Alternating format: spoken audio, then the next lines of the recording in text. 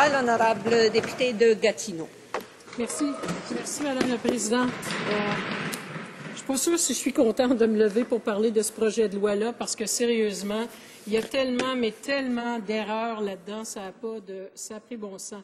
Il faut que les gens comprennent que le projet de loi C-38, c'est la loi qui porte exécution de certaines dispositions du budget qui a été déposé au Parlement le 29 mars 2012 et qui met en œuvre d'autres mesures. Et je dirais que l'expression clé dans ce projet de loi, c'est mettant en œuvre d'autres mesures, parce que je pense que ça parle de tout sauf de budget. Ça parle d'à peu près n'importe quoi qu'il y a sous le soleil, Madame la Présidente, et vous allez le trouver, c'est là-dedans. On parle de ça. Pourtant, écoutez les collègues d'en face, c'est comme si ça, puis le bouton à 4 trous, c'était la plus grande invention qui n'avait pas eu lieu. On parle d'un document, Madame la Présidente, puis on se demande pourquoi l'opposition est en beau fusil. On parle d'un document qui a 421 pages, 192 pages qui traitent d'environnement, mais sans dire grand-chose, donc l'art d'écrire sans rien dire, et 29 pages sur les mesures fiscales, un projet de loi de 753 articles, 51 articles seulement sur des mesures fiscales, et ça se dit de grands gestionnaires de l'État. Ça, c'est probablement le plus grand mythe que ce pays comporte, à savoir que parce que ça s'appelle conservateur, gouvernement conservateur, ce sont des bons gestionnaires de l'État. Et je pense que de plus en plus de gens s'en rendent compte à chaque jour. On reçoit des tonnes, mais des tonnes de courriels, puis on n'exagère pas, des messages. Allez voir, parce que je suis sûre que j'ai des amis conservateurs qui sont sur mon Facebook, et vous allez voir que je ne mens point. C'est rempli de commentaires, et si vous n'écoutez pas, si les collègues conservateurs n'écoutent pas ça, ben ils auront des surprises en temps et lieu, comme on s'y attend. Juste une petite comparaison, Madame la Présidente, ce qui m'a frappé quand je faisais un petit peu d'analyse sur ce projet-là, c'est qu'on parle de projet de loi sur les budgets, parce que ça fait partie des choses qui doivent venir dans une vie parlementaire.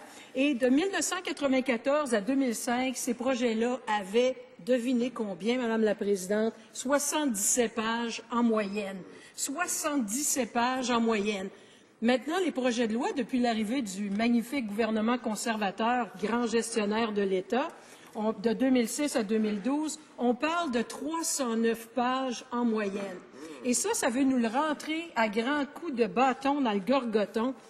Et après ça, on se fait insulter à tour de bras, puis on va passer probablement la prochaine année jusqu'au prochain projet de loi qui aura peut-être plus de pages encore, à nous faire dire qu'on a voté contre ci, on a voté contre ça.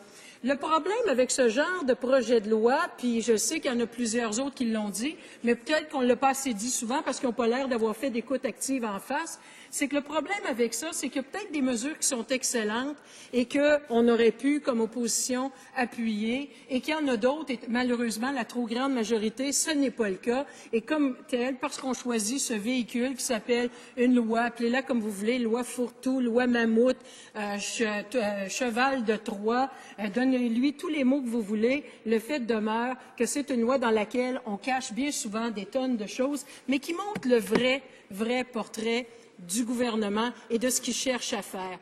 Et ça, c'est ce qu'il y a de malheureux, parce que je me souviens, j'avais certains espoirs à l'époque quand j'entendais que c'était, parce qu'il faut comprendre qu'en 2006, lorsque j'ai perdu ma première élection, je l'ai perdue, mais je me suis dit, savez-vous quoi, Madame la Présidente? C'est un gouvernement qui entre en place et qui croit dans la démocratie, la transparence et qui va prendre tous les moyens en sa possession pour faire les choses autrement. Fait que je me disais, c'est un petit prix à payer pour voir la démocratie en pleine action. Wow, ça n'a pas pris de temps à ce que je me réveille, Madame la Présidente, puis je me dise, c'est certainement pas avec ce parti-là. Ça fait partie probablement de leur histoire ancienne ou de bonnes fables qui se comptent lorsqu'ils sont en train de faire des parties puis à se célébrer mutuellement, mais c'est définitivement pas la réalité.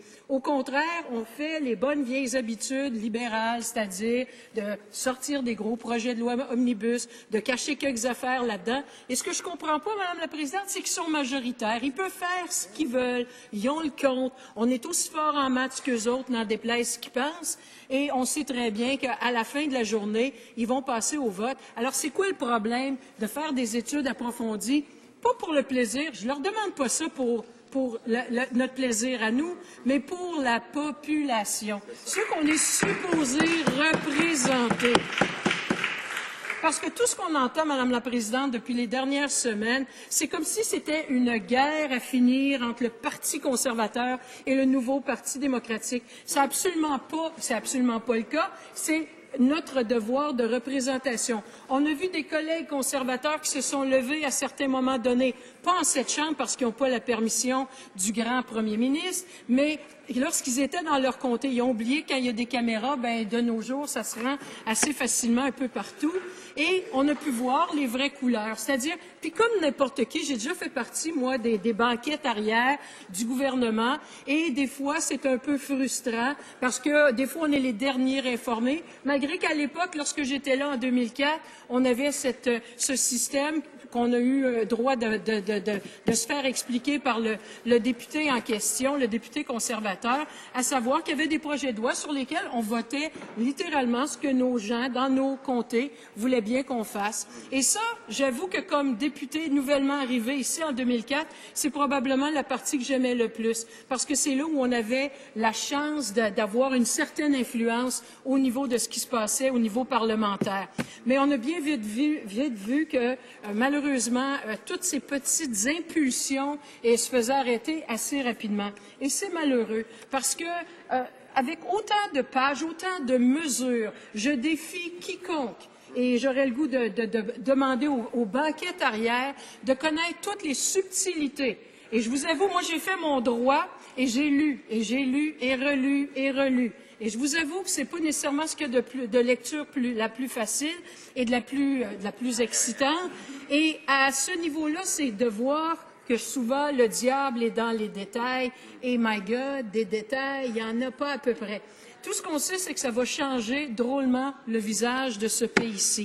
C'est peut-être ce qu'ils voulaient faire, Madame la Présidente, et c'est sûrement leur droit comme gouvernement majoritaire, je ne leur enlève pas.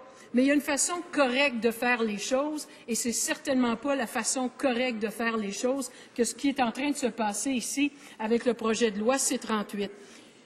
Quand je regarde, puis on se fait dire souvent, Madame la Présidente, que c'est un gouvernement qui crée de l'emploi. Ça, c'est leur nouveau dada, là, c'est ce qu'ils nous crient à tue-tête, ce qu'ils nous répondent régulièrement, c'est ce qu'ils ont sur leur fiche, c'est ce qu'ils ont dans leur cartable noire de réponse de secrétaire parlementaire ou de ministre. Alors nous, on est le gouvernement qui crée de l'emploi. Il y était un temps, on nous parlait de 600 000, là, on est rendu à 760 000. Des fois, il y en a qui en oublient, un 60 000 nous parle de 700 000, mais on voit que c'est des belles lignes déjà toutes bien préparées et qui disent pas grand-chose. La réalité, par contre, c'est que l'officier du gouvernement est venu dire, l'officier budgétaire, et on voit, Madame la Présidente, comment ils sont d'une politesse. Non seulement sont-ils majoritaires, forcent-ils un budget, et je répète, de 421 pages, avec 69 lois qui sont modifiées ou abrogées, et qui ont 753 articles, 51 articles sur les mesures fiscales, puis ils sont même pas capables de laisser l'opposition s'exprimer sur le sujet sans dire des stupidités d'un bord en bord.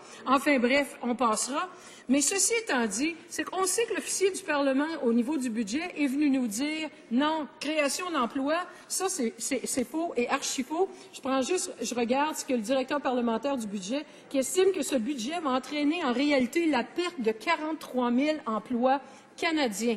Alors, lorsqu'on le combine avec les compressions précédentes de ce gouvernement, ce nombre grimpe à 102 000 emplois perdus.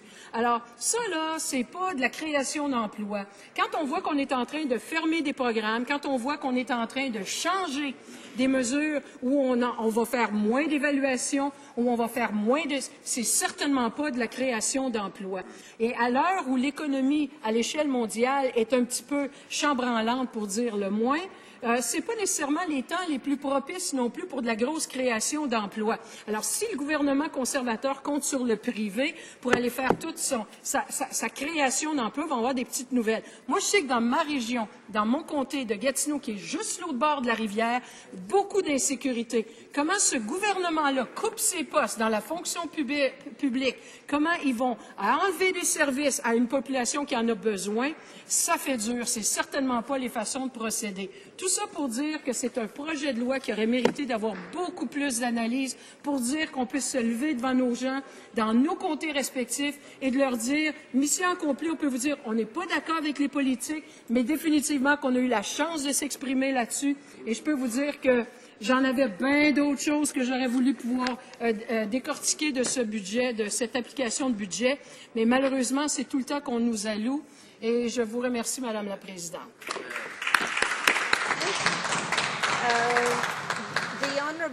L'honorable député de Chambly-Bordua.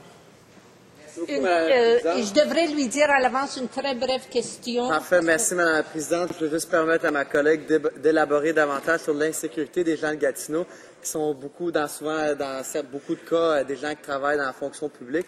À sentir comment c'est chez nous, je peux seulement imaginer, juste lui permettre d'élaborer là-dessus. L'honorable député, il reste 1 minute. Excellent. Je vais essayer de faire rapidement et c'est malheureux pour les gens de Gatineau d'avoir si peu de temps de pouvoir l'exprimer.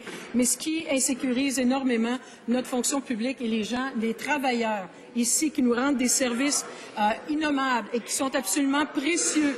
C'est le fait, c'est la façon que c'est fait. Vous devriez voir, Madame la Présidente, ils reçoivent des lettres qui leur disent que peut-être leurs services vont être visés. Après ça, peut-être que c'est dans ton service, on ne sait pas encore exactement qui. Faites juste vous imaginer travailler dans ces circonstances-là. Et pire que ça, les informations qu'on me donne, c'est qu'on va probablement sortir les détails quand la Chambre va être ajournée. Imaginez comme transparence, on peut repasser. Alors attendez-vous à des nouvelles autour du 27 juin. Parce que c'est là que le gouvernement vient faire ses annonces, le vendredi quand on n'est pas là ou quand on ne siège pas.